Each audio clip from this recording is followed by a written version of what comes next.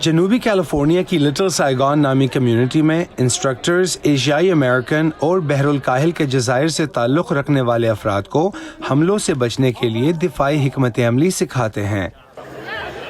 چین میں Covid virus کے آغاز کے بعد خاص طور پر حملوں میں اضافہ ہو رہا ہے۔ چونکہ ہم نے ایشیائی نژاد کمیونٹی میں بڑی عمر کے افراد کے خلاف حملوں میں اضافہ دیکھا ہے، اس لیے ہمیں اس صورتحال کے بارے میں کچھ کرنے کی ضرورت تھی۔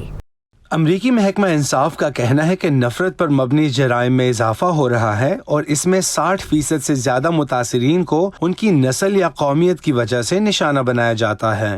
اسٹاپ AAPI ہیٹ نامی تنظیم کا کہنا ہے کہ ایشیائی امریکیوں کو نشانہ بنانے والے نفرت انگیز واقعات تواتر سے پیش آنے لگے ہیں، لیکن ان میں سے متعدد کو رپورٹ نہیں کیا جاتا۔ سینئرز فائٹ بیک کی کو فاؤنڈر ہانگ لی نے خود ایک نفرت پر مبنی حملے کا نشانہ بننے کے بعد مدد کرنے کا فیصلہ کیا۔ اس کا مقصد انہیں کوئی پیشہ ور جنگجو بنانا نہیں ہے، بلکہ انہیں حملہ آور سے بچنے کی صلاحیت فراہم کرنا ہے۔ انسٹرکٹر اپنے معمر سٹوڈنٹس سے کہتے ہیں کہ وہ اپنے ارد گرد کے ماحول کے بارے میں چوکس رہیں اور پر اعتماد دکھائی دیں۔ اس کے علاوہ وہ دوسرے گر بھی سیکھ رہے ہیں۔ جب وہ آپ پر حملہ کرنے کے لیے آگے بڑھتے ہیں تو سب سے پہلے آپ چلا کر ان سے کہیں گے رک جاؤ۔